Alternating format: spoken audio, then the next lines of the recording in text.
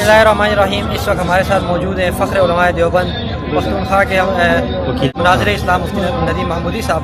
हम इनसे जानना चाहेंगे वो आज़ादी मार्च के पंडाल में यहाँ मौजूद हैं कि वो यहाँ पर किस मकसद से आए, वो हुकूमत को क्या पैगाम देना चाहते हैं और वो अपने दीगर मुल्क के अंदर जो मानने वाले हैं उनको क्या पैगाम देना चाहेंगे। मैं वज़ारत का बहुत शुक्रिया अदा करता हूँ।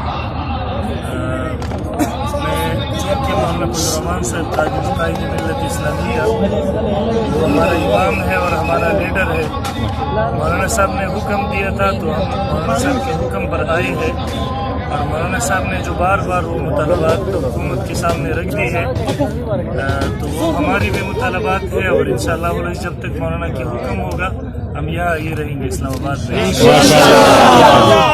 और पूरी पाकिस्तान के मुसलमानों को मैं ये पैगाम देता हूँ, इस वक्त तो पूरी दुनिया ने देख लिया कि इस मुल्क में अगर दियानतदार और बहादुर गैरती लीडर है तो वो सिर्फ और सिर्फ कायद जमीयत हज़रत मौलाना फजल-उर-रहमान साहब दामत बरकातुहुमुल आलिया है, जो यकीनन हर किस्म की करप्शन से भी पाक है, हर किस्म की खियानत से भी पाक है और इस मुल्क की नज़रियाती तशख़्ख़ुस के लिए इस मुल्क की तहफ़्फ़ुज़ की जंग लड़ रहा है।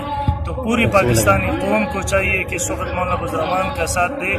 इस मुल्क में यकीनन मौलाना फजल-उर-रहमान साहब जो अंबिया किराम अलैहिमुस्सलाम का वारिस है और यकीनन इतना ज़माना हो गया मौलाना साहब हुकूमत में रहा लेकिन एक रुपया का करप्शन भी नहीं है। अगर मौलाना फजल-उर-रहमान इस वक्त तहरीक इंसाफ की हुकूमत में उन्होंने मौलाना साहब पर कुछ साबित न कर दिया तो यकीनन ये मौलाना फजल-उर-रहमान साहब के इस मुल्क में ये वाहिद लीडर है जो हर किस्म करप्शन से भी पाक है और अल्हम्दुलिल्लाह और इस कौम की इमामत का हक भी सिर्फ और सिर्फ मौलाना फजल-उर-रहमान साहब रखते हैं।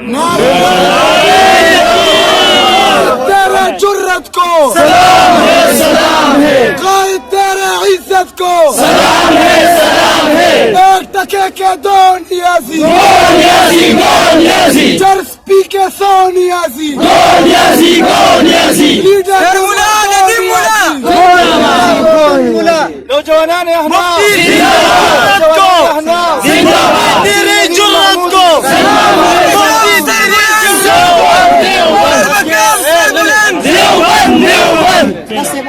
एक और सवाल कि आप पख्तूनख्वा से तशरीफ लाए हैं, पख्तूनख्वा के वज़ीर आला ने कहा था हम आपको निकलने नहीं देंगे, तो क्या आपको निकलने में कोई दुश्वारी हुई? तो अल्हम्दुलिल्लाह खैरियत से यहाँ पहुँच गई है और हम इंतज़ार में थे कि वज़ीर आला सब कैसे हुकूमत करते हैं। यकीन है कि अगर वो सामने आता तो इंशाअल्लाह वो खुशख़शाक की तरफ ले जाता। मैं तो मीडिया पर देख रहा हूँ कल से कि मीडिया के सामने तो ये बेगैरत आ जाए लेकिन अभी तक ये मीडिया के सामने भी नहीं आ रहा।